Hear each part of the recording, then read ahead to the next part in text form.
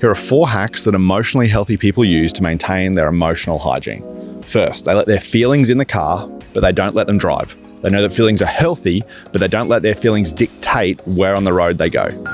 Look, there they are. That's what feelings pilot's taking us. The second thing is they maintain an ongoing dialogue with other emotionally healthy people. They know that they can't go through life on their own, so they invite others into the conversation. The third thing they do is they prioritize feedback from people outside of themselves. Because emotionally healthy people know that often their assessments of their own self are too harsh or they can justify their actions, so they prioritize the feedback of others. And the fourth thing, and this might be a little controversial, but it's just my take, is that they invite God in. Emotionally healthy people know that they can achieve a whole lot on their own, but they can achieve a whole lot more if they invite God into their situation. Run the intro.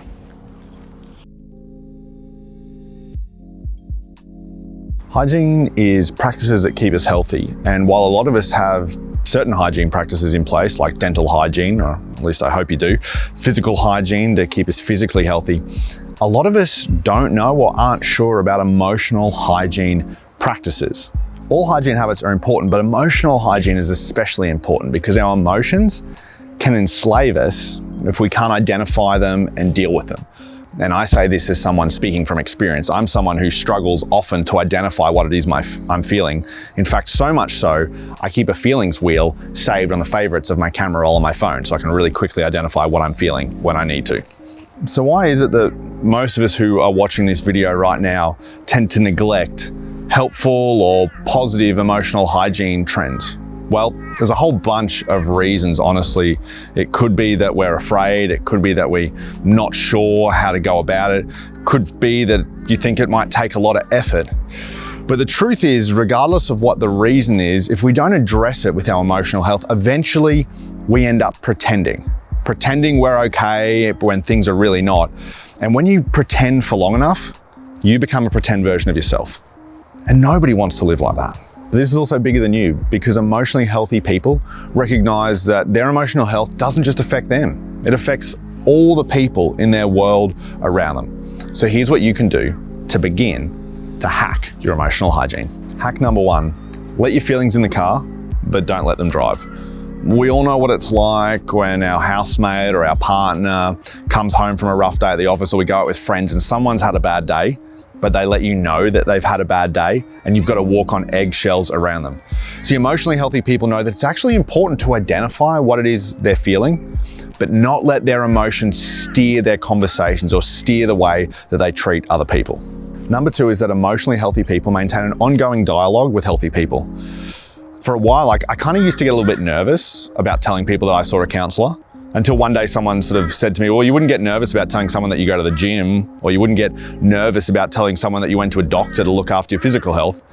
And it's the same when you talk to someone about your emotional health. Now, I'm not saying you have to see a counselor, you may not need to, but who are the people in your life who are maybe a little bit further on the journey than you, and they won't lose a friendship if they give you positive feedback. They're not going to lose anything if they tell you what is actually correct, and maybe they're a little bit further along on the journey so they can give you some wisdom. Hack number 3 is to prioritize the feedback of emotionally healthy people over your own assessment. Now notice I said emotionally healthy people, just take anyone's feedback. But for me, this has been so helpful in my life, because I have a tendency to think that I'm right all the time. And maybe you have a tendency as well. But that can work 2 ways. It can mean that I'm often too harsh on myself, or sometimes I can end up justifying my own actions, and maybe you can relate. And when you invite emotionally healthy people into the conversation to provide an assessment for you, what it means is you often get a more accurate picture of the way things actually are. And hack number 4 is to invite God into the process. At least in my perspective, God is kind of like the X factor, because you're talented. I'm sure you can do so much stuff on your own. But when you invite God in, God kind of goes to work at the pieces of our emotional health that we didn't even know we needed to deal with.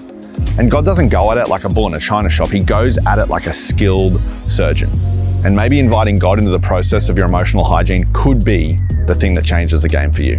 Hey, thanks so much for watching the video. What was your favorite hack? Let us know in the comments below. And while you're at it, subscribe and share this content with a friend if you think it might be helpful for them.